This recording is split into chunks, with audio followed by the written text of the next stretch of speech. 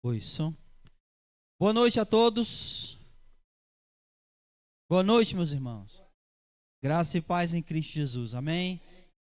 Gênesis, capítulo 18. Marcha, porque a gente tem muita coisa para tratar aqui, tanto no capítulo 18 quanto no capítulo 19. A minha ideia, é a gente conseguir fazer os dois capítulos. Deixa eu pegar aqui o auxiliar, senão não enxergo.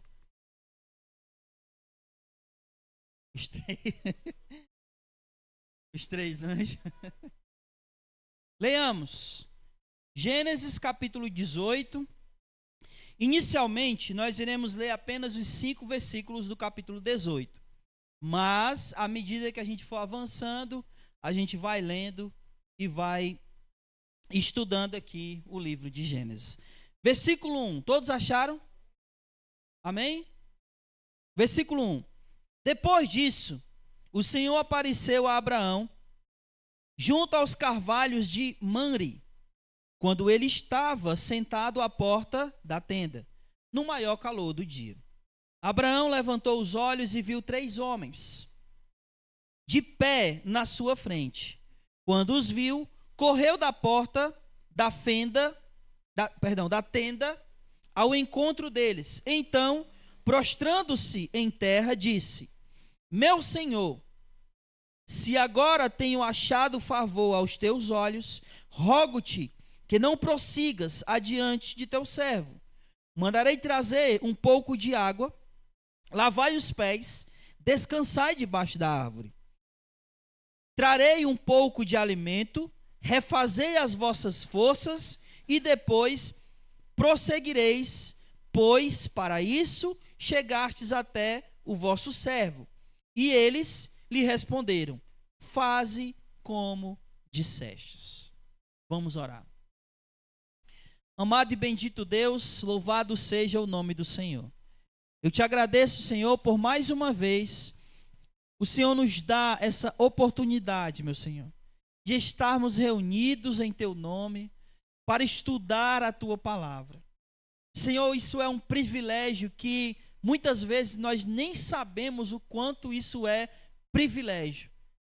O quanto existem pessoas que são privadas de estudar a tua palavra, que não podem, ó Deus, nem sequer andar com a tua palavra, porque correm o risco de serem presas ou até mortas.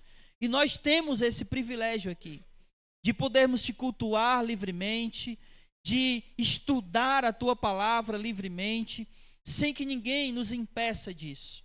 E isso, Senhor, é algo que todos nós deveríamos ter como consciência, de que a tua palavra é o bem mais precioso que nós podemos ter. Nos ajuda, ó Deus, nessa tarefa árdua de estudar a palavra do Senhor. E que nós possamos ter os nossos corações, as nossas mentes, o nosso entendimento iluminado e aberto pelo Senhor. Prepara-nos para receber a tua palavra. Perdoa os nossos pecados e quaisquer coisas, Senhor, que possa nos impedir ou nos atrapalhar. Fica conosco, nos abençoa, nos prepara. É isso que nós te pedimos. E que eu, ó Deus, seja apenas um instrumento usado pelo Senhor, para que o Senhor, pela tua palavra, fale ao nosso coração. Em Jesus oramos e nele te bendizemos e agradecemos. Amém, Senhor. Glória a Deus. Irmãos, o texto começa dizendo o seguinte, versículo 1 do capítulo 18. Depois disso, o quê? O que foi que aconteceu antes do capítulo 18? Que é o que nós estudamos na semana passada. O que aconteceu antes do capítulo 18? A circuncisão, nova aliança, o que mais? A mudança de nome tanto de Abraão quanto de Sara, o que mais? Irmãos, eu sempre falo isso, peço para vocês falarem o que a gente estudou, para que vocês lembrem, do que foi falado, para que vocês possam realmente ter a certeza de que vocês assimilaram.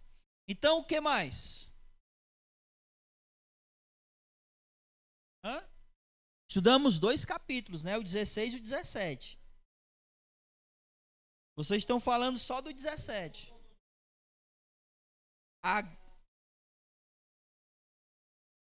Agar foi dada a Abraão, né, como mulher, para ele ter um filho com ela. O que mais? Agar levou uma pisa, né, de Sara. E depois ela fugiu. O anjo encontra ela, né? É o anjo que encontra ela, né? Aí ela volta.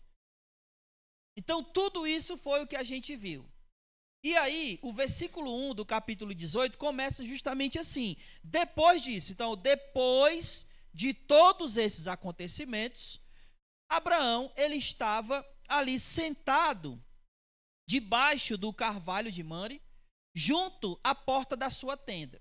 E antes da gente começar a ver tudo que a gente vai ver aqui, é importante a gente pensar e saber de algumas coisas. Por exemplo, o capítulo 18 e o capítulo 19 de Gênesis, eles são paralelos. O que é isso? É que tudo que vai acontecer no capítulo 18, ele meio que acontece também no capítulo 19, só que com uma pequena alteração. Então, por exemplo, o Senhor vai vir até Abraão aqui? Sim. No capítulo 19, ele vai até quem? Se no capítulo 18 ele vai até Abraão, no capítulo 19 ele vai? Não. Até Ló. É. Porque Ló está onde? Está em Sodoma. Abraão vai receber eles. Ló vai receber eles. Abraão vai preparar um banquete para eles. Ló vai preparar um banquete para eles. Então os capítulos, eles são paralelos. Praticamente tudo que acontece no 18 acontece no 19. Só que com um pequeno detalhe de diferença. Abraão, quando ele faz tudo isso, o povo dele, ou seja, os seus servos, entram com ele nesse serviço. Já o povo, entre aspas, de Ló, que era o povo da cidade de Gomorra, não vão fazer isso. Pelo contrário, vão fazer outra coisa. Então é isso que a gente vai estudar hoje. Coloca aí o que a gente vai estudar hoje. Passa aí, por favor. Pode passar aí. O que nós iremos falar hoje é o seguinte. O Senhor e Abraão, versículos do 1 ao 16. Deus anuncia a condenação de Sodoma e Gomorra, do 17 ao 22, capítulo 18. Abraão intercede a Deus por Sodoma, versículos 23 ao 32. Ló e os homens, versículos 1 ao 23, do capítulo 19. E a destruição de Sodoma e Gomorra, do versículo 24 ao 38, do capítulo 19. Então, é tudo isso que eu pretendo falar com vocês hoje à noite. Dentro desse paralelo do que acontece no capítulo 18 e também o que acontece no capítulo 19. Então, vamos lá, leia comigo aí. Versículos do 1 ao 3. Que é o que eu quero, aliás, versículos 1 e 2, que é o que eu quero começar aqui falando agora. Depois disso, o Senhor apareceu a Abraão. Como é que está escrito a palavra Senhor aí na tua Bíblia? Tudo maiúsculo? Ou só a primeira letra que é maiúscula? Tudo maiúsculo, né? Deixa eu ensinar aqui uma coisa para vocês. Todas as vezes que a palavra Senhor aparecer com todas as letras maiúsculas, a palavra que aparece lá é essa daqui, ó. Rebeca, minimiza tudo aí. Pode tirar a apresentação, minimiza. A palavra que aparece é essa. Hã? Todas as vezes que na Bíblia de vocês, no Antigo Testamento, não no Novo, no Antigo Testamento aparecia a palavra Senhor com todas as letras maiúsculas, a palavra que aparece é essa daí. Yahvé. Ok? Que é o chamado tetagrama, né? É isso que aparece. Amém? O que isso significa? Pode colocar lá, Rebeca. O que isso significa? significa que aqui é a aparição do próprio Deus. Porque, por exemplo, quando aparece Senhor apenas com S maiúsculo, é porque é uma outra manifestação da parte de Deus. Pode ser um anjo, como às vezes aparece o anjo do Senhor. Não tem assim? Então ali não é propriamente Deus, o Todo-Poderoso. É alguém representando ele. Mas quando aparece assim, ó, todas as letras maiúsculas, então é o tetragrama e ele corresponde ao próprio Deus. Uma outra coisa importante da gente observar aqui é que como é essa teofania? O que é teofania? Teofania é uma aparição de Deus, tá? Teo, Deus, fania, aparição. Então, quando essa teofania aparece, como é que ela aparece? Versículo 2: Abraão levantou os olhos e viu 3 homens. Por que ele viu 3 homens? Porque aqui é a manifestação do próprio Deus, e Deus é... Deus é trino. Então, da próxima vez que algum TJ falar para você assim, ó, mas a palavra trindade não aparece na Bíblia. Realmente a palavra trindade não aparece na Bíblia. Mas as manifestações de Deus como 3 aparecem várias vezes. E essa é uma delas. 3 homens, o próprio Deus, Senhor, todas as letras maiúsculas, Yahvé, 3 homens. É a manifestação do Deus trino, da trindade, Pai, Filho e Espírito. Amém? Uma outra coisa importante aqui é que, vamos ler aqui o versículo 1, porque tudo isso é importante para a gente entender lá o capítulo 19 também. Aonde estava Abraão? Ele estava junto ao carvalho de Mamre. Aonde? Como? De que maneira ele estava? Sentado à porta. O que isso significa? Eu sei que para a gente não faz nenhuma diferença, né? Mas aqui, Abraão não era um fofoqueiro. Primeiro porque ele está sentado que horas? Na hora mais quente do dia, né? A grande questão é que essa frase, sentado à porta, ela remete a uma autoridade. Todo aquele que sentava à porta, seja de uma cidade, no caso de Abraão, ele está sentado à porta de quem? Da tenda. Então ele representa uma autoridade sobre o seu povo. É isso que significa essa frase, sentado à porta. E isso é muito importante quando nós estivermos olhando para o capítulo 19. Então Abraão estava sentado à tenda. Aí Deus vem até ele. Quando Deus vem até Abraão, qual é a primeira coisa que ele faz? Porque ele vai fazer aí, irmãos, ele vai fazer aí algumas coisas. Qual é a primeira coisa que ele faz?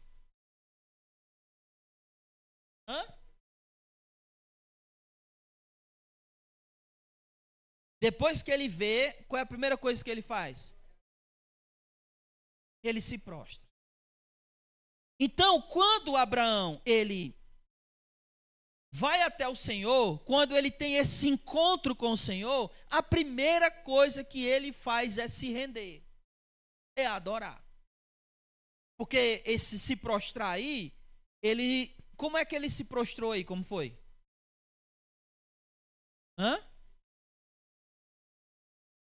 Mas como é que ele fez aí para ir até a terra? Ele primeiro se ajoelha, depois ele coloca o rosto no chão. Então isso é um sinal de rendição. É alguém que está rendido. E esse prostrar aí tem um significado de adoração. Então a primeira coisa que Abraão fez foi adorar a Deus. E é interessante porque, tudo que Abraão vai fazer agora tem a ver com serviço. Escute isso. Toda adoração é um serviço. Toda adoração é um serviço. Então, quando estamos servindo a Deus, nós estamos adorando a Deus. Quando nós estamos adorando a Deus, nós estamos servindo a Deus. Como é que o povo adorava no Antigo Testamento?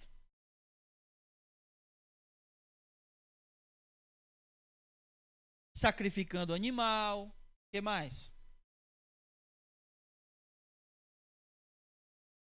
Vamos pensar só nos sacerdotes, tá? Não vamos pensar no povo, não. Vamos pensar só nos sacerdotes. Como é que eles adoravam a Deus?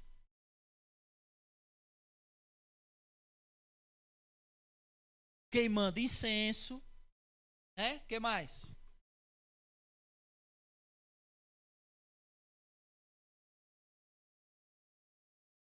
Sacrificava o animal, pegava o sangue, derramava lá em cima do propiciatório. O que mais? Era só isso que eles faziam? Trocava os pães, acendia o candelabro, lavava os utensílios. Tudo isso é o quê? Serviço. Toda adoração é um serviço. Aí, é isso que eu quero que você preste atenção. Abraão, a primeira coisa que ele fez foi adorar a Deus, que é a atitude de se render. A segunda coisa, ele convida todos os da casa dele para estarem juntamente com ele nessa adoração. Veja o versículo 3 e 5. Disse: meu senhor, se agora tenho achado favor aos teus olhos, rogo-te que não prossiga adiante. Aí ele diz, mandarei trazer um pouco de água aos pés. Quem trouxe a água? Os servos. Aí ele continua, descansa embaixo da árvore. Trarei um pouco de alimento. Quem fez o alimento? Os servos e Sara. E aí ele continua, por isso chegaste ao vosso servo. Versículo 6. Abraão apressou-se a falar com Sara na tenda e disse: amassa depressa 3 medidas de flor de farinha. Em seguida correu ao gado, apanhou um bezerro, entregou ao servo que se apressou a prepará-lo. Pegou o queijo fresco, leite e o bezerro que havia mandado preparar e o serviu e comiam, e ele ficou de pé ao lado debaixo da árvore. Estão vendo que ele envolveu todo mundo da casa dele nesse serviço? É a mesma manteiga, né? Ou queijo, tá na mesma. Não, eu estou falando aqui. Vocês perceberam isso? Ele adorou a Deus, e aí vai servir a Deus, e envolveu todo mundo da casa dele nesse serviço. É engraçado que se a gente parar para pensar, vamos lá, vamos pensar aqui, né? Versículo 4. O que eu quero que você pense é que esse serviço é como um culto. Basicamente um culto. O que está escrito aí no versículo 4? Vou trazer água para se lavar. O que seria essa lavagem? Purificação. Tem purificação no culto? Irmãos, tem purificação no culto? Tem. Depois, olha o que ele vai dizer. Depois desse serviço de purificação. Versículo 5. Trazei um pouco de alimento. No culto, o que a gente come? Pão, que representa a ceia, né? E a ceia significa o quê? Comunhão. Purificação, comunhão. Depois tem o quê? Ele manda o quê? A Sara fazer o quê?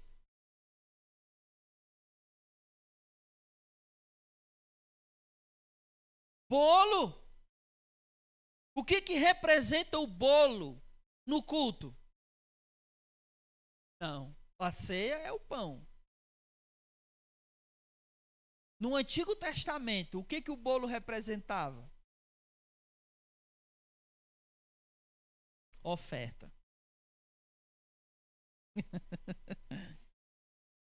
Aí depois tem o quê? Ele manda fazer o quê? O servo dele fazer o quê?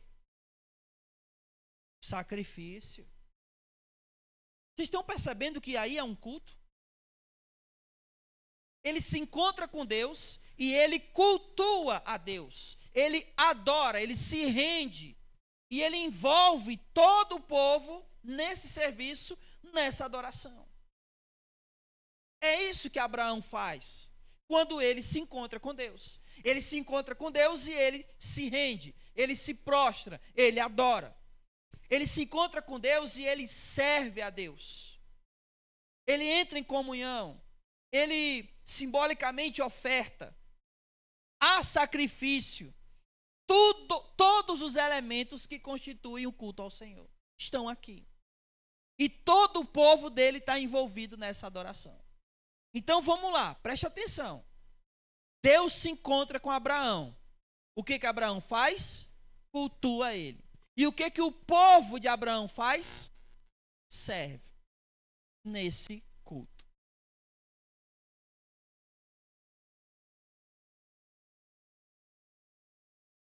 O que está escrito aí?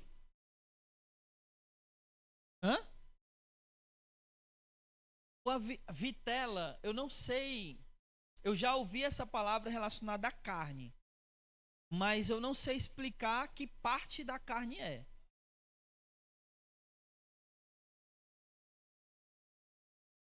É porque, na verdade, ele não ia trazer o boi inteiro para oferecer. Porque eu estou falando que aqui é um sacrifício, mas lembre-se, ele está preparando um banquete. Então ele está trazendo uma parte, um pedaço desse bezerro. Tá?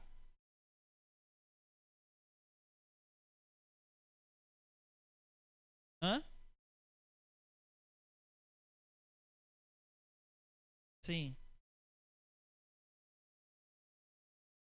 Vocês estão entendendo, irmãos?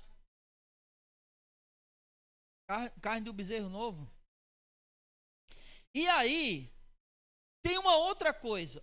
Tem a adoração, né? Através de comunhão, tem o sacrifício, tem a oferta, tem tudo isso, todos esses elementos. Está faltando o quê? Está faltando a pregação. Tá ou não tá? Teve pregação aqui? Teve.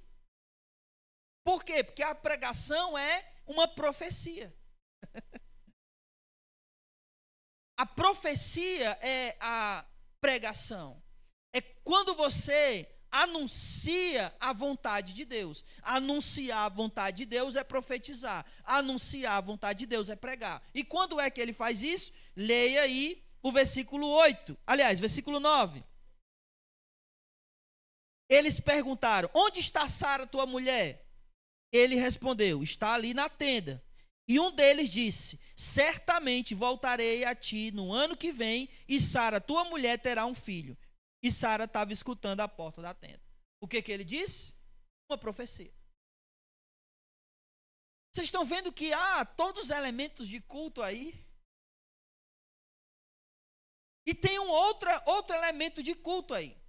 A fé. Vocês acham que Abraão creu? Sim ou não? Creu ou não creu, irmãos? Creu. Houve quem não creu? Quem? Sara. Quando há profecia, tem quem crê e tem quem não crê. Vamos ler. Versículo 11. Abraão e Sara já eram idosos e a idade avançada, e Sara não tinha mais o ciclo das mulheres. Então Sara riu consigo, dizendo: terei ainda prazer depois de idosa? E sendo meu senhor também já velho? E o Senhor perguntou a Abraão: por que Sara riu e disse: será verdade que eu já idosa darei à luz um filho? Alguma coisa difícil para o Senhor? Voltarei a ti no ano determinado, no ano que vem, e Sara terá um filho. Então Sara teve medo e negou, dizendo: não ri. Ao que ele respondeu: não negues, tu ristes. E os homens levantaram-se dali e olharam para os lados de Sodoma, e Abraão foi com eles para encaminhá-lo. Então, houve a pregação, a profecia, houve a fé de Abraão e houve a incredulidade de Sara. O mais interessante é que essa pregação, essa profecia, o que ele anuncia? Ele anuncia vida. Pode.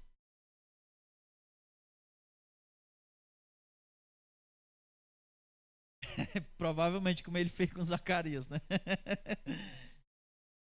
Amém? Então houve tudo que diz respeito a um culto. A rendição, a comunhão através do alimento, a oferta simbolizada pelo bolo, o sacrifício, tudo, a profecia, a fé, a incredulidade, tudo isso houve. O anúncio de uma vida, quando se prega a palavra de Deus, se anuncia vida. Então tudo isso está envolvido ali. E aí, depois que Abraão se encontra com Deus, e Abraão oferece a Deus esse culto a ele, e envolve todo o povo nesse culto, Deus resolve fazer o seguinte, versículo 17.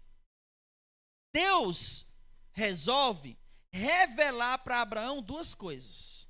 A primeira, algo sobre Abraão, e a segunda, o que Deus ia fazer com Sodoma e Gomorra. Ele revela isso. Versículo 17 e 19. Então o Senhor disse: esconderei de Abraão o que faço, visto que ele certamente virá a ser uma nação grande e poderosa, e por meio dele todas as nações da terra serão abençoadas? Porque eu o escolhi, a fim de que ele ordene os seus filhos, a sua futura descendência, que guardem o caminho do Senhor para praticarem retidão e justiça. Então vamos lá. Deus anuncia para Abraão o que ele vai fazer, qual é a vontade dele em relação a Abraão e em relação a Sodoma. O que nós lemos aqui é a vontade de Deus em relação a Abraão. E ele seria aquele que, vamos ler aí, versículo 18, ele vai ser uma grande nação e por meio dele todas as nações da terra serão abençoadas. Aí ele diz: eu escolhi ele a fim de que ele ordene os filhos e a sua futura descendência que guardem o caminho do Senhor, que pratiquem retidão e justiça. Deus está revelando para Abraão que ele seria aquele que através dele iria ordenar tanto para os filhos de Abraão como para a descendência de Abraão, que eles iriam andar no caminho do Senhor, em retidão e justiça. Note que retidão e justiça que os descendentes de Abraão iriam andar é exatamente o oposto do que Sodoma e Gomorra estava fazendo. Amém? Se a descendência de Abraão, se através de Abraão, Deus iria ordenar que os filhos, que os descendentes de Abraão andassem no caminho do Senhor em retidão e justiça, Sodoma e Gomorra estavam fazendo exatamente o oposto. Então Deus vai dizer o seguinte, agora ele vai revelar, basicamente revelar, o que ele vai fazer com Sodoma e Gomorra. Versículos 20 e 21. O Senhor acrescentou: porque o clamor contra Sodoma e Gomorra se multiplicou e o seu pecado se agravou muito. Como é que está aí na versão de vocês o versículo 20?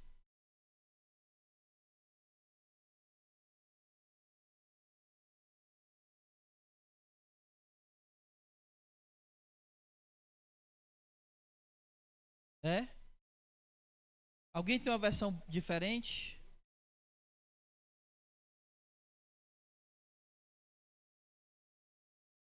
O sentido aí,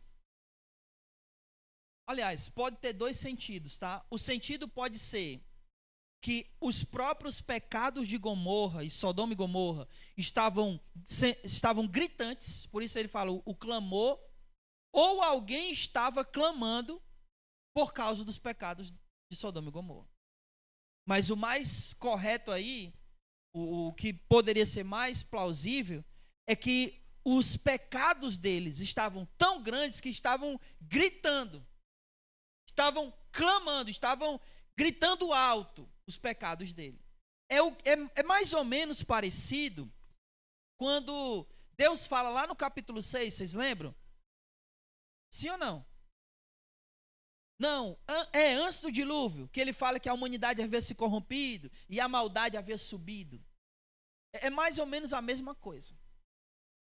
Eles estavam num nível de maldade, de perversão tão grande, que é como se a maldade deles estava num nível tão alto que estava subindo até Deus.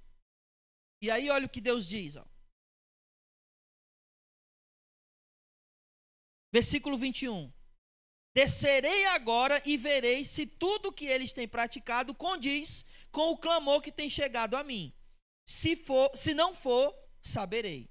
Então os homens, virando-se, foram em direção a Sodoma, mas Abraão permaneceu de pé diante do Senhor. Então, Deus está basicamente anunciando, que os pecados de Sodoma e Gomorra estão tão grandes que subiram até Deus. E ele veio para dar um fim nesse negócio. A grande pergunta é o seguinte: o que Sodoma e Gomorra fez de tão grave? Quais eram os pecados de Sodoma e Gomorra? Mas isso você está falando baseado em quê?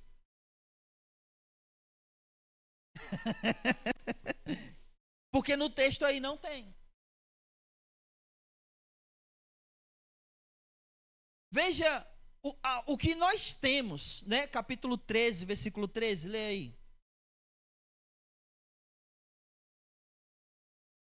Até então é isso que a gente tem. Capítulo 13, versículo 13. Quando Ló escolhe, né? Quando ele se aparta de Abraão e ele escolhe ir para Sodoma, aí o texto vai dizer o quê? Versículo 13, capítulo 13, versículo 13. Que eles eram o quê? Perversos e o que mais? Grandes pecadores. É isso que tem. Hã? Pecavam contra o Senhor. Agora, o que eles faziam? Não tem. Não tem. E a pergunta é justamente essa: o que é que eles fariam? O que eles estavam fazendo de tão grave que Deus resolveu destruir a cidade?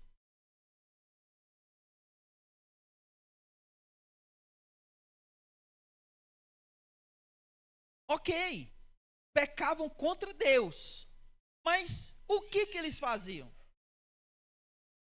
Essa é a pergunta. Qual era o pecado? Porque assim, olha, vamos lá. Você peca? Peca ou não peca? Contra quem? E Deus veio te destruir? Então o que eles fizeram de tão grave? Que Deus olhou e disse: não, já chega.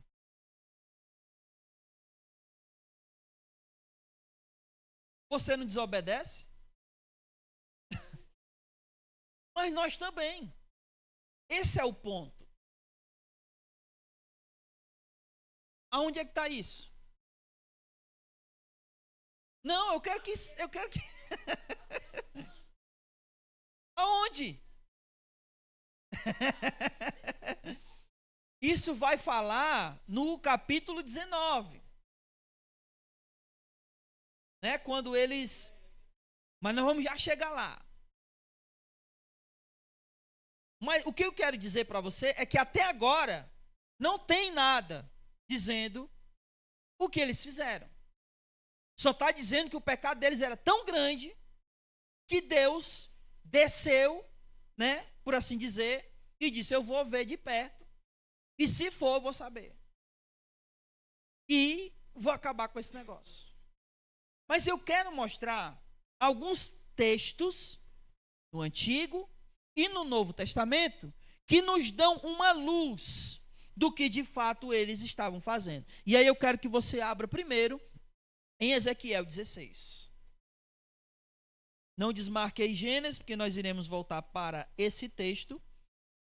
Mas Ezequiel 16 é o primeiro texto aí que nós vamos ter uma ideia do que esses camaradas aí faziam. É engraçado que eles acabaram se tornando, e vocês vão perceber isso, né, tanto no Antigo como no Novo Testamento, mas principalmente no Antigo Testamento, eles acabaram se tornando uma referência para o povo de Israel sobre tudo aquilo que era contrário a Deus. Ou seja, quando alguém fazia uma coisa que era contrário ao povo de Deus, se dizia, vocês estão igual Sodoma. Então eles se tornaram uma referência no que diz respeito a tudo que era contrário a Deus, à vontade de Deus, e o que Deus tinha como abominável. Então, Ezequiel 16, versículo 49. Todos acharam? Diz assim, ó. Esta foi a maldade da tua irmã Sodoma. Aqui ele está comparando Samaria, a cidade de Samaria, com Sodoma. Está dizendo que elas são irmãs. Essa foi a maldade da tua irmã Sodoma. Ela e suas filhas eram orgulhosas. O primeiro pecado aqui, ó. Qual é? Orgulho. Tiveram fartura, provisão e prosperidade, mas nunca ajudaram o pobre e o necessitado. Então eram orgulhosos, eram soberbos, né? Tinham prosperidade, fartura, mas não ajudava o necessitado. Um Targum, chamado de o Targum de Jonathan. Targuns nada mais eram do que paráfrases do Antigo Testamento, tá? Então, um desses Targuns dizia o seguinte, ó, que eles eram cruéis e desprezavam os necessitados. Isso condiz com o texto que a gente acabou de ler. Eles eram cruéis, orgulhosos, arrogantes e desprezavam todos os necessitados. Então, olhando aqui para Ezequiel, eles eram orgulhosos e não ajudavam quem realmente precisava.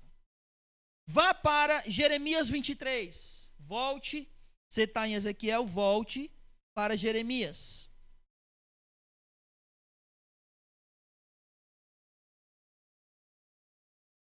Versículo 14. Jeremias 23, 14. Acharam?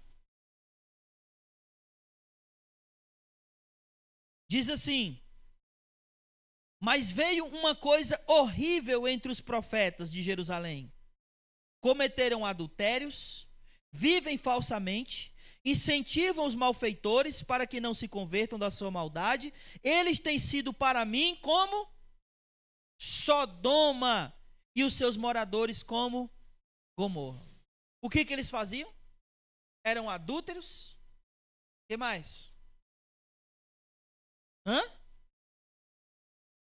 Mentirosos, viviam falsamente e incentivavam os maus a não se converterem. Além deles serem falsos, mentirosos, ainda incentivavam os maus a não se converter do seu mau caminho. Aí ele está dizendo, vocês se tornaram igual? Então, as pessoas de Sodoma eram assim. Vocês estão percebendo aqui o nível de maldade? Não era só uma coisa. Eram várias coisas. Agora vá para o Novo Testamento. 2 Pedro 2,6.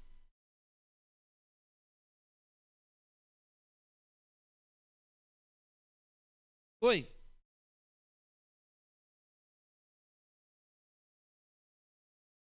Pois é. Sim. Uma coisa que é importante a gente saber é que os judeus, eles tinham outros livros. Os próprios nos livros dos reis, citam vários outros livros que não estão aqui. E que não significa dizer que porque não estão aqui não sejam verdadeiros. Eles só não eram inspirados.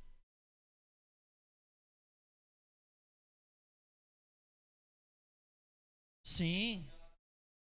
Primeira Macabeus, que é a história entre Malaquias e Mateus, que é o período entre os dois testamentos, né? O período do silêncio. Primeiro Malaquias Macabeus vai falar sobre esse período, que é o período que não fala. O que aconteceu entre Malaquias e Mateus? A Bíblia não fala, mas primeira Macabeus fala. Então, no sentido histórico, ele é excelente. Ele só não é inspirado por Deus. Então, eles tinham outros livros que falavam sobre isso. Por exemplo, 2 Pedro 2,6. Por exemplo, o livro de Judas vai citar o livro de Enoque. Era um livro que os judeus usavam. Era inspirado? Não. Mas tinha coisas lá que eles tinham como verdade. Então, 2 Pedro, capítulo 2, versículo 6, diz o seguinte: reduzindo a cinza as cidades de Sodoma e Gomorra, condenou-as à destruição, fazendo delas exemplo para os que vivem na maldade. Ou seja, os cidadãos de Sodoma e Gomorra eram pessoas que viviam na maldade. Eles não faziam o que era mal, eles viviam o que era mal. É a mesma coisa da gente dizer a diferença entre pecar e viver no pecado. Alguém pode até pecar, mas ele não vive no pecado. Viver no pecado é outra coisa. Então eles não faziam o que era mal, eles viviam na maldade. Estão entendendo? Esses eram os pecados deles. Vá para Judas. É o livro antes de Apocalipse. Você está em 2 Pedro, vai ter 1ª, 2ª, 3ª João e Judas. Judas, versículo 7. Só tem um capítulo, né, Judas? Versículo 7. A semelhança desses anjos, Sodoma e Gomorra e as cidades circunvizinhas que praticaram o quê? Imoralidade e o que mais? Como é que está escrito aí na tua Bíblia? Imoralidade e o que mais? Relações sexuais antinaturais, contrário à natureza. Em algumas versões vai estar assim, ó, vindo após outra carne. Está assim na sua? Seguindo após outra carne. Passa aí o próximo slide. Passa o próximo slide, por favor. Pronto. Praticava imoralidade, relações contra a natureza. A palavra que vai aparecer lá é aquela palavrinha ali, ó, opsusarkos heteras. Essa é uma expressão idiomática que significa relações contra a natureza. Opsu, sarkos, opsus após, sarkos é carne e heteras é outro, que é da onde vem a palavra hétero, que significa outro. Então é outra após outra carne, é uma expressão que significa relação contrária à natureza. Ok? É uma expressão idiomática. E aí, para finalizar o que eles faziam, vá para 1 Timóteo, capítulo 1, versículo 10.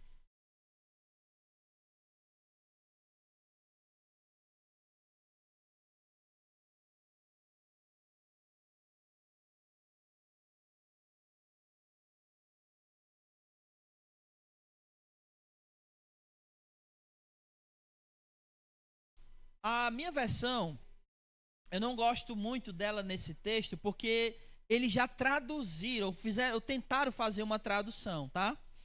Por exemplo, ele vai dizer os devassos, e aí o que mais? Sodomitas, não é isso? A minha versão aqui, eles traduziram para homossexuais. Mas a melhor versão é sodomitas. E por que sodomitas? Preste atenção, olhe para cá que agora eu vou explicar. Paulo usa a expressão sodomitas, que é aquela palavra ali, ó, arsenocoitais. E aí, a palavra arseno significa macho. E coitais significa o coito, a relação sexual. Então seria a relação sexual com um macho. Né? Essa palavra arseno, ela é a palavra para derivar o macho de qualquer espécie que seja. Seja um animal, seja um ser humano, seja uma planta. Ah, esse pé de planta aqui é macho. A palavra usada é arseno. Então, arsenocoitai, que foi traduzida para sodomitas, ela significa relação sexual com o macho. É isso que Paulo está dizendo aqui para Timóteo. Ok? Então, tudo isso esses eram os pecados que Sodoma e Gomorra estavam praticando. Vocês lembram de todos? Orgulhosos, né? Não ajudavam os necessitados, eram adúlteros, mentirosos, não fazia com que as pessoas que, aliás, incentivava que eles não se convertessem, né? Imorais, relações contrárias à natureza, não é isso? Relação sexual com o macho, tudo isso era o que eles faziam. Esse era o pecado deles. E aí, antes da gente seguir, deixa eu falar uma coisa aqui para vocês. Uma vez, eu tanto li essa informação, não lembro onde foi, mas eu ouvi alguém falando também, que os cidadãos de Sodoma e Gomorra, o povo de Sodoma e Gomorra, eles cobravam imposto de todo estrangeiro que aparecesse. E aí, se esse estrangeiro não tivesse como pagar, o pagamento era estupro. Se essa informação é verdadeira, condiz com o que vai acontecer no capítulo 19.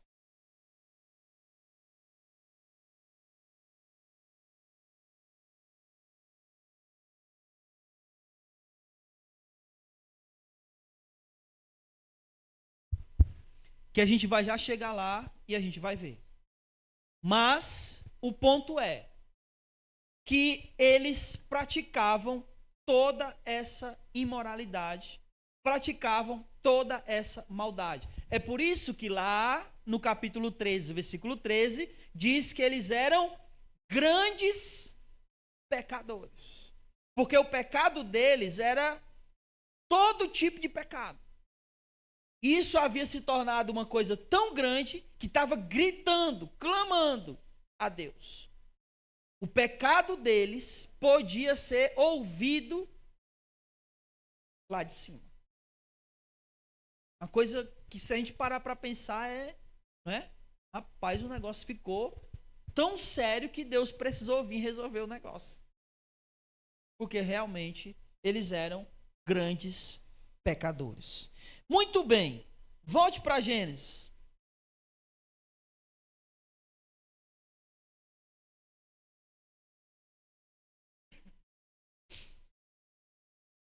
O que acontece agora é que Abraão, ele vai interceder pelo povo de Sodoma. Me diga uma coisa, seja bem sincero. Você oraria por esse povo?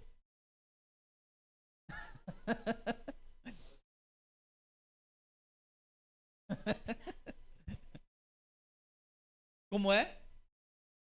Sim, mas ele nem fala em Ló.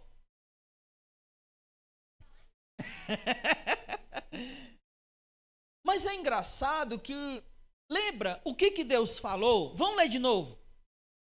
Olha o que Deus fala no versículo 19 do capítulo 18. Escolhi a fim de que ele ordene os filhos, a sua futura descendência, que guardem o caminho do Senhor e que pratiquem retidão e justiça.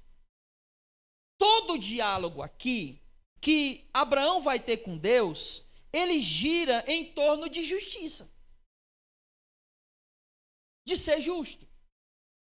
Então, para que Abraão ele fosse de fato conduzir o povo à retidão e à justiça, ele tinha que ser justo. E para ser justo, ele precisava de duas coisas. Ele precisava de humildade e compaixão. Sem humildade e compaixão, não tem como ser justo. É impossível. Então, todo o diálogo vai girar em torno de justiça. Então, vamos lá. Acompanhe comigo aí. Versículo 23. Aquele trecho que a gente estava lendo termina, né, com os homens indo para Sodoma e Abraão ficando com o Senhor. Então, 2 vão, 1 ficam. Versículo 23. Isso. Diante do Senhor. Versículo 23. Chegando-se Abraão, disse: destruirás o justo com o ímpio? Se houver 50 justos na cidade, destruirás e não pouparás lugar por causa dos 50 justos que ali estão? Longe de ti tal coisa, matar o justo com o ímpio, igualando o justo no ímpio.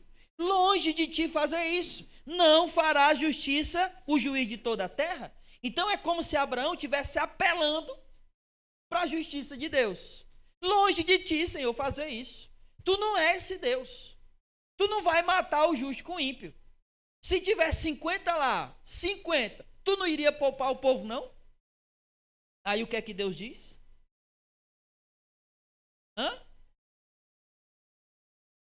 Versículo 26.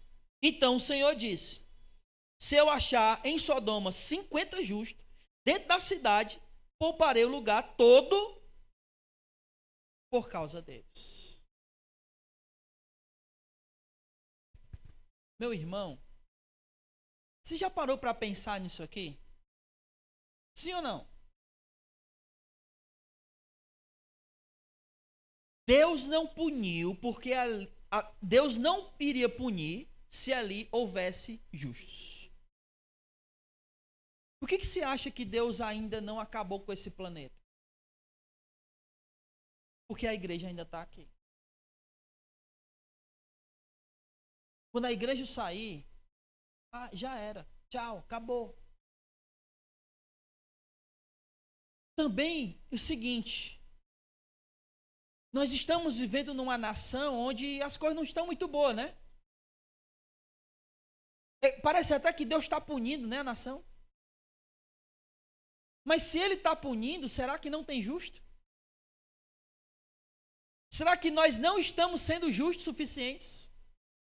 E por isso Deus está punindo a nação? Porque Ele diz: se tiver 50, eu poupo. Isso é algo para a gente pensar.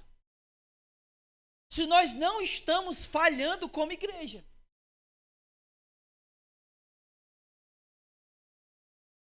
Da punição. E não importa qual. É punir. No caso de Sodoma. O que não significa dizer que todas as vezes que Deus pune, Ele faz a mesma coisa. Por exemplo, Ele puniu várias vezes o povo de Israel. Como? Ele não destruiu o povo de Israel. Ele levou eles para cativeiro. Mas foi punição. Nem sempre a punição é igual. Mas o fato é que Ele pune. Por quê? Por que Deus pune? Porque Ele é justo. Todo o diálogo aqui gira em torno dessa justiça. e Abraão, que é uma coisa que às vezes a gente não percebe, né? Mas, vamos pensar. Deus provou Abraão quando? A gente só pensa nisso, né? Você nunca parou que ele já está sendo provado aqui? Não é não? Se ele dissesse, mata tudinho mesmo, não presta para nada nenhum. Como é que esse homem ia conduzir o povo à retidão e justiça? Um homem que não tem compaixão. Abraão já está sendo testado aqui. Não é só em Isaac, é a partir de agora. Porque ele foi escolhido para conduzir o povo a viver em retidão e justiça. Para isso ele precisa ser justo. E para ser justo ele tem que ser humilde e ter compaixão. Ele já está sendo testado aqui. Então, o que ele diz? 27. Abraão voltou a falar. Agora que me atrevi a falar ao Senhor, chamá-la, né? Eu estava até quieto, né? Agora que eu já comecei. Agora que eu me atrevi, embora eu seja apenas pó e cinza. O que ele está falando aí? Como é que ele está se colocando diante do Senhor? Em humilhação. Que é uma coisa interessante, né? Deus vai destruir Sodoma? Vai restar o quê? Ou seja, eles não se tornaram pó e cinza. Eles já eram. Porque Abraão está dizendo exatamente isso. Eu sou pó e cinza. Vocês estão entendendo? Ele está se colocando numa posição de tão pecador quanto o povo de lá. É como se ele estivesse dizendo, eu sou tão pecador quanto eles. Eu sou o pó e cinza. Então ele se coloca numa postura de humilhação. Para se ter compaixão, aliás, para se ser justo, primeiro você precisa ter consciência de que você, diante de Deus, não é nada. Numa postura de humilhação. Aí ele continua, versículo 28. E se de 50 justos faltarem 5, destruirá toda a cidade por causa dos 5? Ele respondeu, não destruirei. Se eu achar ali 45, Abraão continuou, falar-lhe-ei, e se achares ali 40? Ele concordou mais uma vez, não farei por causa dos 40. E Abraão disse, não se ire o Senhor.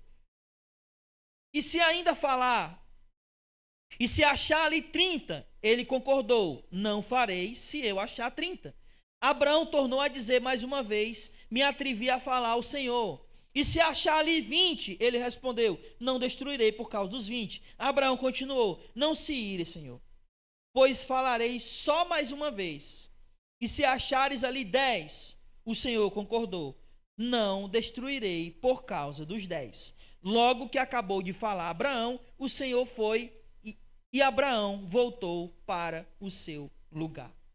Então Abraão, essa palavra que ele está fazendo aqui, que ele está falando, esse diálogo com Deus, é um diálogo de compaixão.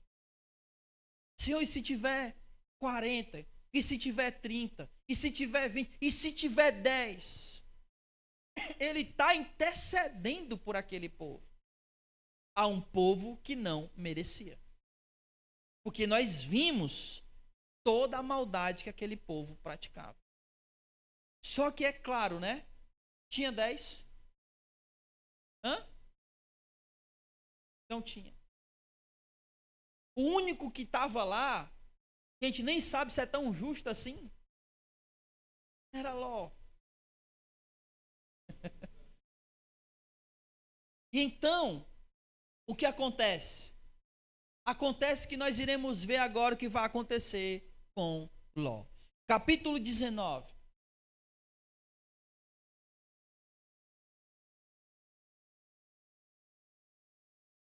Dois anjos chegaram a Sodoma no fim da tarde. Ló estava sentado à porta de Sodoma. Calma. Ló estava como? O que isso significa? Ele era uma autoridade lá. No mínimo, ele poderia ser alguém que julgava casos, como um juiz. Isso faz todo sentido pelo que eles vão falar lá na frente. Então, quando chegava alguém, logo era abordado por ele, porque ele era uma espécie de autoridade ali. Né? Ele tinha uma certa autoridade no meio daquele povo. Então, ele estava sentado no meio da porta, junto à porta. Quando viu, levantou-se para recebê-lo. Prostou-se com o rosto em terra. Olha só. Como foi que Abraão recebeu eles? Prostrado. Como foi que Ló recebeu eles? Prostrado. Está igual aqui? Até aqui está igual, né? Versículo 2. E disse: meus senhores, peço-vos que entreis na casa do vosso servo para passar a noite e lavar os pés. Está igual? Está igual, né? De madrugada vos levantareis e seguirei o caminho. Eles responderam: não, passaremos a noite na praça. Porém, Ló insistiu tanto com eles que o acompanharam e entraram em sua casa. Eles lhe ofereceu um banquete, assando-lhe pães sem fermento, e eles comeram. Está igual? Está igual. Qual a diferença?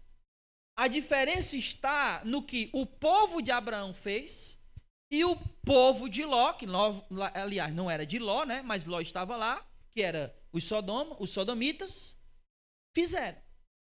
O povo de Abraão, ele se juntou a Abraão a esse serviço. Mas o, entre aspas, povo de Ló, o povo de Sodoma, fez exatamente o contrário. Tinha. Só que aqui a referência é o povo de Sodoma, a quem está sob a autoridade de Ló, porque ele era uma autoridade ali.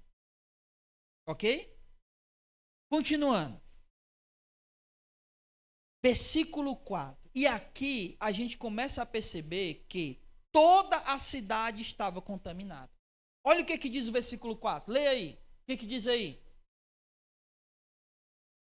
O que diz, versículo 4? Antes que se deitassem, que homens? Não. Todos os homens da cidade, do mais novo ao mais velho, foram até lá. Não ficou ninguém. Toda a cidade estava contaminada com essa maldade, com esse pecado. E eles foram lá fazer o quê? Vamos ler, ó. Cercaram a casa, tanto os moços, os mais velhos, gente de todos os lados. Cercaram a casa de Ló. Versículo 5. Eles chamaram Ló e perguntaram: onde estão os homens que entraram esta noite na tua casa? Traze-os aqui para fora, para que o conheçamos. Para que abusemos dele, para que o conheçamos intimamente. Vocês acham que ele estava pedindo para fazer o quê?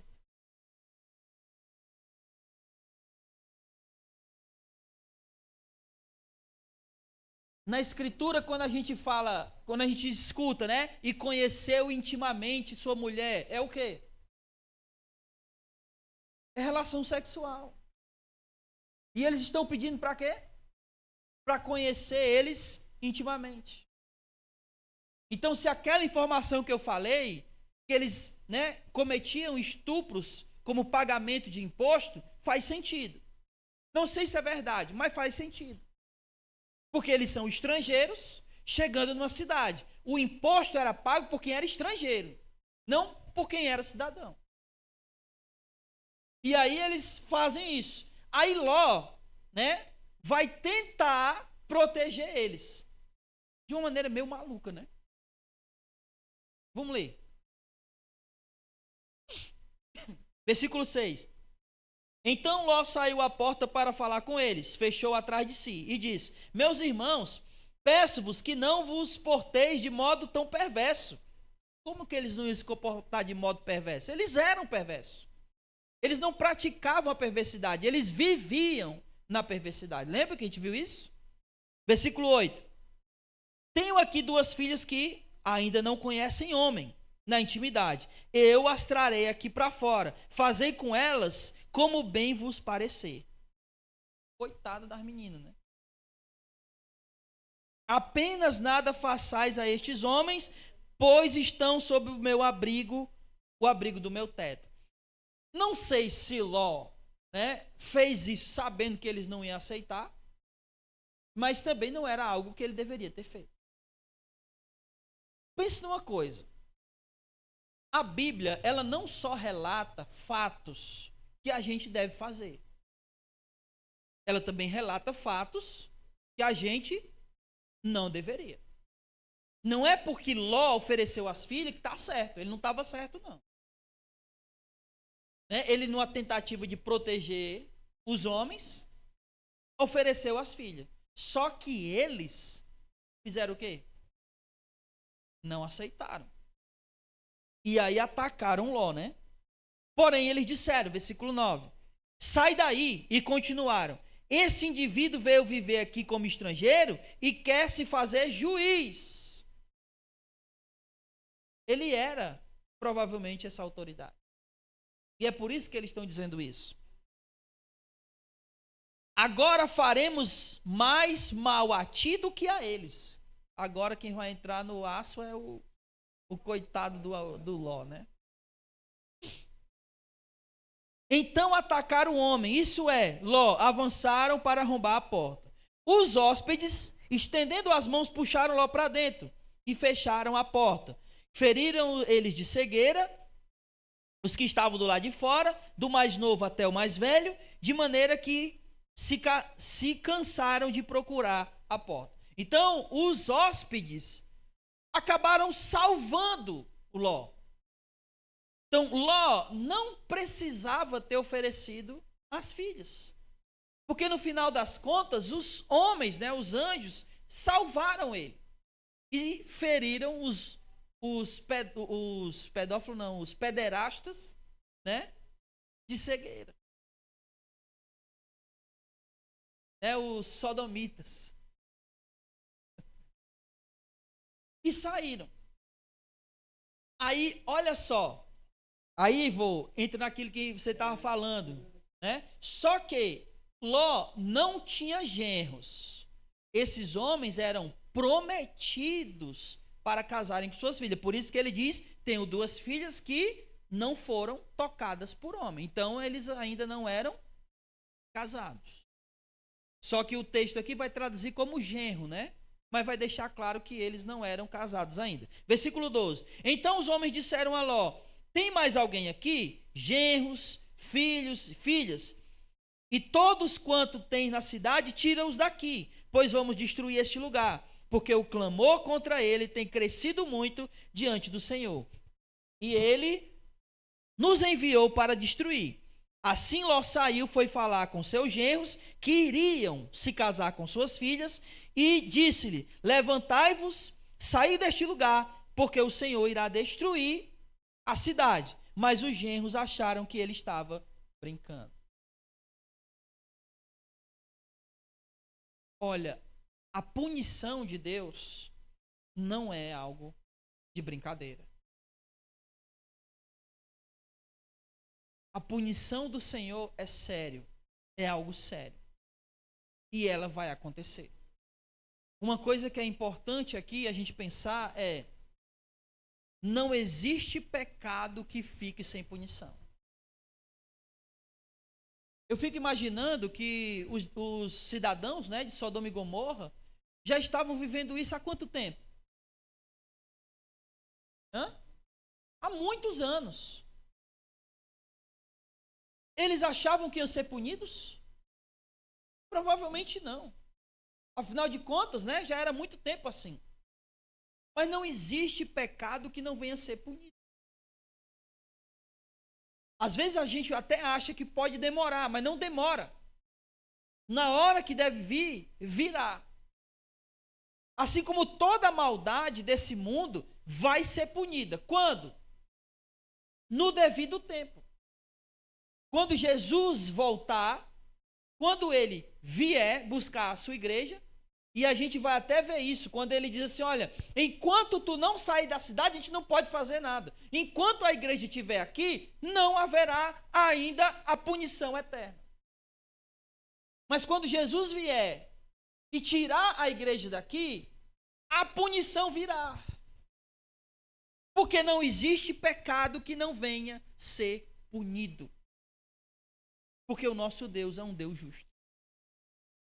E a gente não iria querer que Deus fosse diferente. Você iria querer um Deus que não pune o que é mal? E eu não ia. Claro que não, né? A gente quer um Deus que olha para o mal, aliás, que nem consegue contemplar o mal. De tão bom e santo que ele é. Então não existe pecado que não venha a ser punido. Mas uma coisa que é tão interessante é que Ló já estava há tanto tempo ali que ele estava... É como uma planta, né? Uma planta novinha. O que ela tem ainda frágil? Uma planta nova, o que ela ainda tem frágil? A raiz, né? Aí a gente consegue arrancar ela até com o dedo, né? Dependendo do tamanho da planta, você pega assim e arranca. Por quê? Porque as raízes ainda estão fracas, pequenas. Tenta arrancar uma árvore.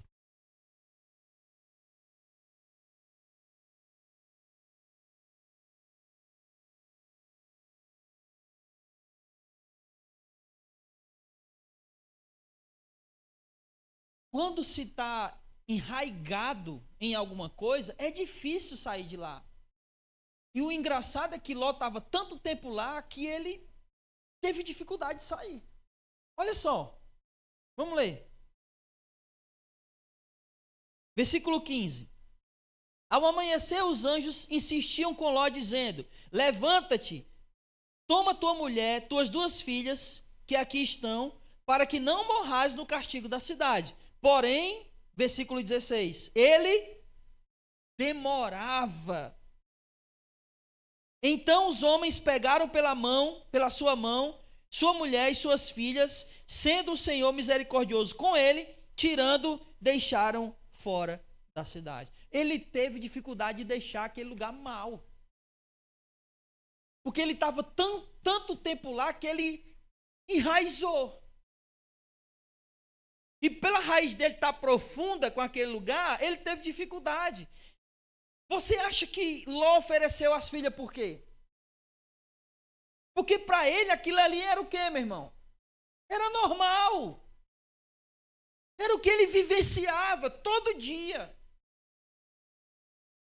Aquilo estava enraizado nele. Olha, não faça nada com os homens, tome minhas filhas. Que maluquice! E ele estava tão enraizado com isso que não queria largar um lugar que estava mal e que já estava condenado por Deus. Isso não é loucura? Vai embora, sai. E está lá, demorando, né? Não quer largar. E ele só foi, por quê? Porque o anjo arrastou ele. Pegou pela mão e arrastou. E levou para fora da cidade. Versículo 17. Assim que os tiraram de lá, um deles disse: foge, salva a tua vida, não olhe para trás. Nem pare de ir em lugar nenhum nessa planície. Foge lá para o monte para que não morra. Mas Ló respondeu: assim não, meu senhor. O teu servo tem achado favor aos teus olhos e tem me mostrado grande misericórdia, salvando minha vida. Mas não posso fugir para os montes, pois este mal poderá apanhar-me e morrerei. Aqui perto há uma cidade para a qual posso fugir. É uma cidade pequena. Permite que eu fuja para lá. Ela não é pequena? E salvarei a minha vida. E ele respondeu: também te atenderei a esse respeito. E não destruirei a cidade de que acabas de falar. Apressa-te, foge para lá, porque nada poderei fazer enquanto não chegar lá. Por isso aquela cidade foi chamada de Zoar. Uma coisa que é interessante é que o seguinte, a gente vai já ver isso. Eles mandaram ele ir para os montes. Aí ele disse, não, porque o mal pode me alcançar lá. Deixa eu ir para Zoar. Ele foi. Lá na frente você vai ver que ele, com medo de Zoar, aí ele vai para o monte. Por que tu não foi logo, infeliz? O cara não quer, de maneira nenhuma, fazer aquilo que Deus diz.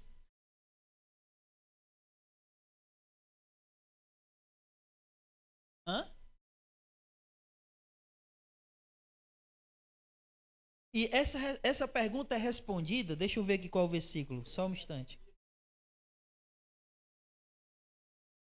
Versículo 29, leia aí, por favor. Por que que ele não foi explodido com todo mundo? Por quê? Porque Deus lembrou de Abraão. Graças a Deus por esse ti, né? Então, versículo 23. O sol já havia nascido sobre a terra quando Ló entrou em Zoar. E aí, a partir de agora, nós iremos ver duas coisas. A primeira, a destruição de Sodoma. E a segunda, o que as filhas de Ló vão fazer. Se você já leu, você sabe o que elas vão fazer, né? Elas vão ter relações sexuais com o próprio pai, né? Relações incestuosas, né? Com seu próprio pai. Mas vamos ler primeiro a parte que Deus destrói a cidade de Sodoma. E nessa parte que está aí no versículo 24 até o versículo 29, eu quero ver com vocês apenas a questão da mulher de Ló. Hã? Se é 9 horas? Eu sei, mas falta pouco. Eu disse que tinha muita coisa. Calma. Ninguém deixou o menino em casa chorando. 24. Então, da sua parte, o Senhor fez chover enxofre e fogo do céu sobre Sodoma e Gomorra. Destruiu aquelas cidades, toda a planície, todos os moradores da cidade, o que nascia da terra. E o que nascia da terra. Mas a mulher de Ló olhou para trás e se transformou numa estátua de sal. Eu quero que vocês entendam uma coisa. Por que ela se transformou numa estátua de sal? Foi só porque ela olhou para trás? Lê o versículo 28. Lê o versículo 28. Diz o quê? O que diz o versículo 28, irmãos? Olhou para toda a cidade. Quem? Ló. E por que ele não se transformou numa estátua de sal?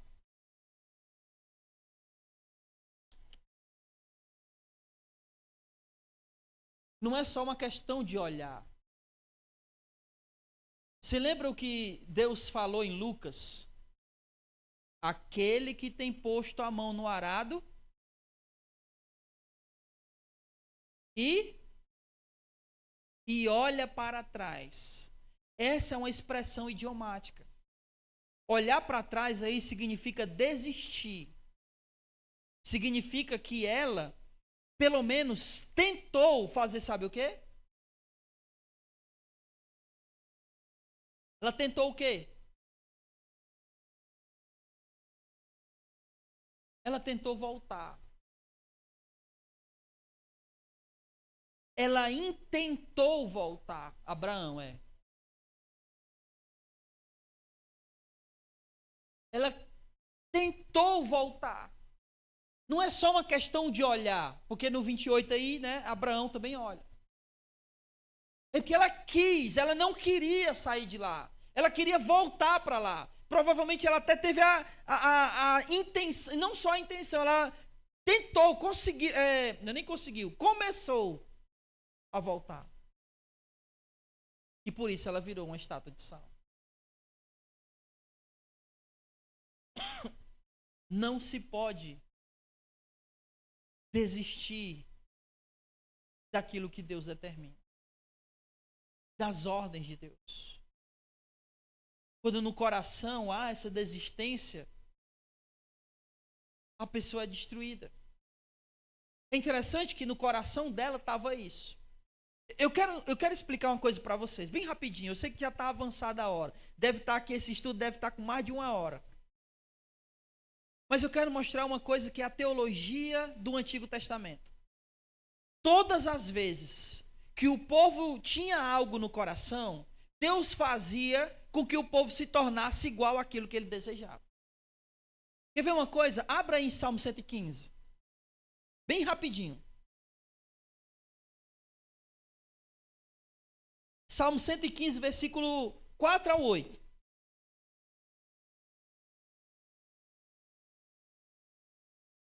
Abriram? Olha o que Deus vai dizer. Versículo 4. Ó.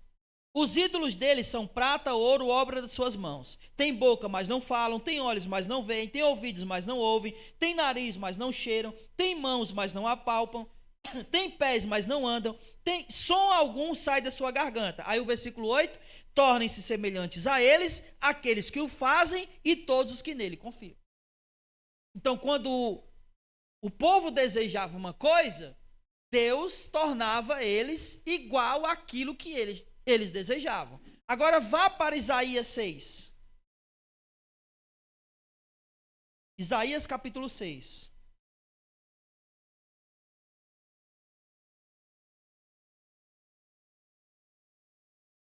Versículo 10. Olha só o que Deus vai dizer. Torna o coração deste povo insensível. Olha só. Que os seus olhos, que os seus ouvidos fiquem surdos, seus olhos cegos, para que não vejam com os olhos e não ouçam com os ouvidos, nem entendam com o coração. Ou seja, eles iam se tornar iguais os ídolos que eles tanto adoravam. Então, por que a mulher de Ló se tornou uma estátua de sal? Porque lá em Oséias vai dizer, aliás, Oséias não, perdão, Sofonias, capítulo 2, versículo 9, vai dizer que lá, a cidade de Sodoma, ela vai se tornar uma cidade de poços de sal. Ela se torna uma cidade com poços de sal. Se ela desejou voltar para aquela cidade, ela se tornou aquilo que ela desejava. A cidade se tornou um poço de sal, ela se tornou aquilo que ela desejava. Por isso ela se torna uma estátua de sal. Deu para entender? Amém? Sofonias 2:9. Por último, depois que tudo é destruído, aí, versículo 30. Ló subiu vindo de Zoar, olha só, ele foi para Zoar, né? Pediu para ir para Zoar, mas ele subiu vindo de Zoar e foi habitar aonde? Aonde? Nos montes, que o anjo tinha dito que era para ele ir. Suas 2 filhas foram com ele. Como temia habitar em Zoar, ele e suas filhas foram habitar em caverna. Então a primogênita disse à mais nova: Nosso pai está velho e não há homens nessa terra para nos possuir, segundo o costume de toda a terra. Vamos dar vinho para o nosso pai, beber, deitemo-nos com ele para que conservemos a descendência do nosso pai. E assim elas fizeram. Não vou ler porque já está adiantado. Então, numa noite, a filha mais velha embebedou ele, se deitou com ele. Na outra noite, a mais nova fez a mesma coisa. E aí elas tiveram filhos. Isso foi da vontade de Deus? Não. Como é que a gente sabe? Porque olha o versículo 37. A primogênita deu à luz um filho, a quem chamou Moabe. Este é o pai dos moabitas até hoje. A mais nova deu à luz a um filho, a quem chamou de Ben-Ami. Este é o pai dos amonitas. Tanto os moabitas como os amonitas foram inimigos do povo de Deus. Porque isso não era da vontade de Deus. Mas o que eu quero que você entenda é o seguinte: essas meninas fizeram isso por quê? Porque elas estavam contaminadas. É aquela história. Elas saíram de Sodoma, mas Sodoma não saiu delas. Isso é algo que nós precisamos pensar. Os nossos filhos absorvem tudo que estão no ambiente que os cerca. Tudo. Seja bom ou seja ruim. O fato é, o que o ambiente que o cerca tem ensinado a eles. Porque dependendo do que ele está aprendendo, olha só, o que ele absorve no ambiente que ele está vai influenciar nas decisões que ele toma.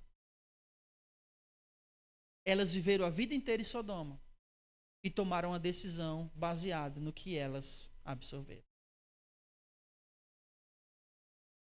O que a gente aprendeu hoje, irmãos?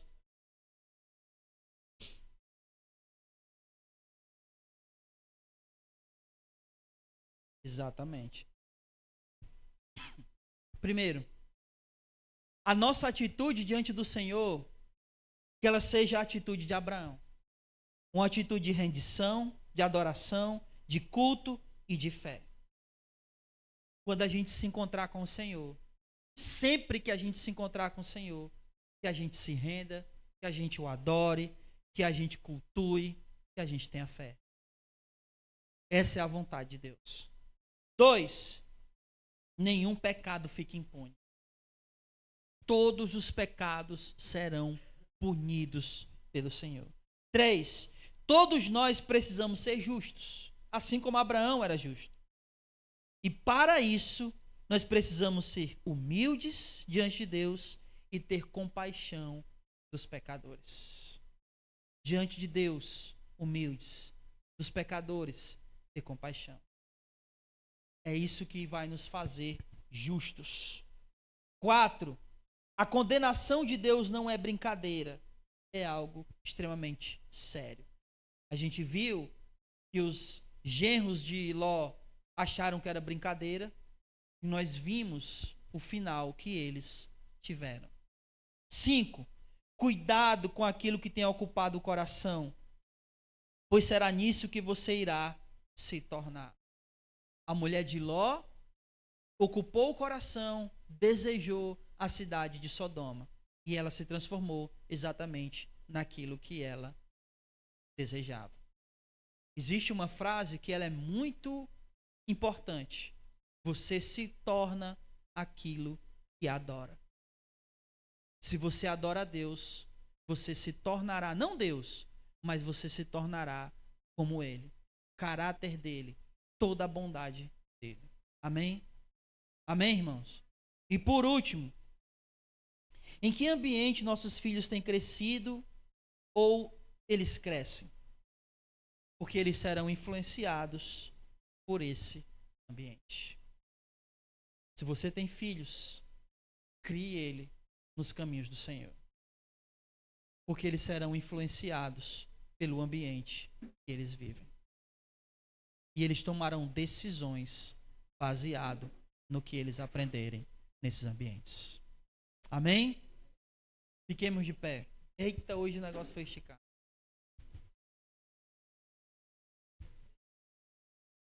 Bora aqui.